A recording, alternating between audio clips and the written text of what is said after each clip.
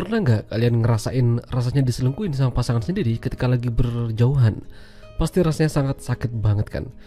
Hal itu dilakukan oleh pria ini yang udah punya istri dan anak.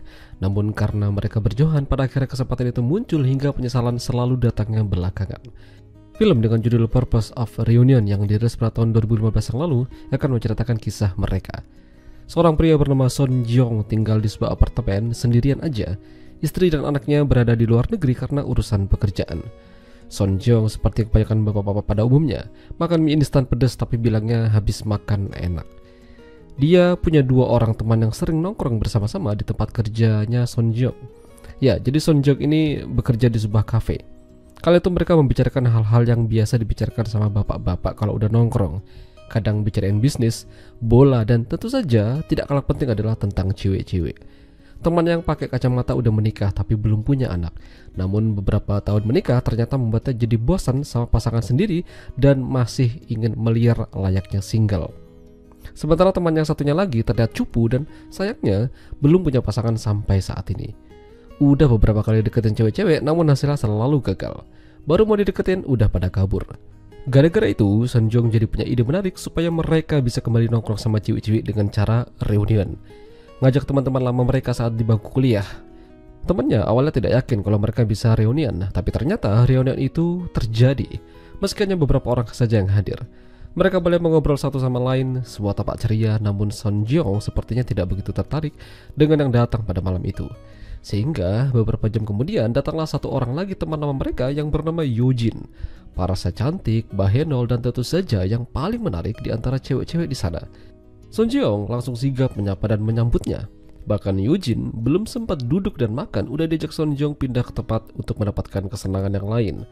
Son Jeong mengajak mereka minum-minum dan ternyata memang itu adalah tujuannya supaya pada teler. Rencananya berhasil, Son Jeong lantas mengantarkan Yojin pulang dengan taksi. Sesekali Son Jeong tangannya kemana-mana tapi gagal. Seketika sampai di depan rumah, Son Jeong berharap diajak masuk ke dalam apartemen tapi Yojin terlalu ngantuk. Tapi mereka udah buat janji ketemu besok buat makan bersama. Sepertinya Son Jeong ini handal dalam mendekati cewek-cewek. Kali itu dia bertanya tentang suaminya Yojin. Yojin mengatakan kalau suaminya tuh jauh darinya, berada di luar kota. Begitu juga dengan Son Jeong. Dan ini seolah-olah menjadi kesempatan yang bagus buatnya supaya bisa makin dekat. Mereka jalan seharian hingga waktunya Yojin pulang karena udah malam. Tapi Son Jeong masih belum dapat kesempatan bagus supaya bisa lebih dekat dengannya. Jadi dia dan temannya kembali membuat rencana camping bersama. Buat permainan dan hal-hal lain sebagainya supaya Son Jeong bisa mendapatkan perhatian yang lebih dari Yojin. Dan malam camping itu menghasilkan suatu permantapan. Temannya yang pakai kacamata akhirnya dapat jatah dan mereka adu mekanik. Tapi ada juga yang cuma dapat anginnya aja. Son Jeong dan Yojin mendengar permantapan yang dilakukan oleh temannya itu. Hingga mereka juga agak terbawa suasana, namun Yojin tersadar kalau ini tidaklah benar dan dia pulang. Son Jeong tidak menyerah dan mengejar sampai ke apartemen Yojin. Di sana dia meminta maaf dan karena kebetulan dia hanya sendirian, pada akhirnya terjadilah mekanik. Menang banyak. Sejak saat itu hubungan mereka makin dalam dan makin sering begituan. Suatu malam ketika mereka mau begituan lagi, ibunya Yojin datang. Son Jeong bersembunyi di dalam lemari, sementara Yojin mendatangi ibunya yang datang mengantarkan makanan sambil bertanya keadaan Yojin. Apakah dia baik-baik saja dan tidak kesepian? Sungguh pertanyaan yang cukup aneh. Tapi setelah ibunya pulang, Yojin meminta Son Jeong untuk pulang juga dan dia terlihat sedih. Meski begitu Yojin perlahan merasa keberadaan Son Jeong membuat hari-harinya menjadi lebih berwarna dan lebih hidup. Mereka jalan-jalan dan makan bersama dan ya kencan bersama. Hingga istrinya Son Jeong datang dari luar negeri menelponnya. Namun Son Jeong tidak mengangkat lalu mengajak Yojin ke apartemennya buat begituan. Padahal istrinya juga berada di sana, hanya saja mereka tidak berpapasan. Son Jeong beruntung, begitu mereka udah selesai, istrinya pulang dan mempertanyakan kenapa Son Jeong nggak pakai baju. Dia beralasan habis olahraga kecil-kecilan. Istrinya belum makan, jadi dia mengajak Son Jeong makan di luar. Ketika berada di parkiran mobil, tiba-tiba saja Yojin muncul dan melihat ada istrinya Son Jeong di sana. Seketika hatinya hancur dan kecewa bercampur cemburu yang luar biasa.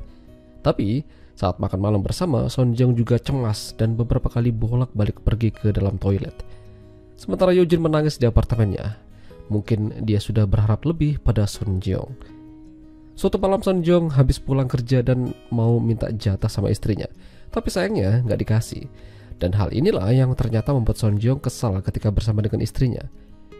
Keesokan harinya istrinya memutuskan kembali ke luar negeri karena tidak bisa lama-lama jauh dari anak mereka. Begitu istrinya berangkat, Son Jong langsung pergi ke apartemennya Yojin. Namun sikap Yojin berubah dan tidak ingin Son Jong ada di sana. Dia tidak mau berteman dengan pria yang menyelingkuhi istrinya sendiri. Son Jong lantas balik marah. Apa bedanya dia dengan Yojin? Yojin ternyata juga korban dari suaminya yang berselingkuh.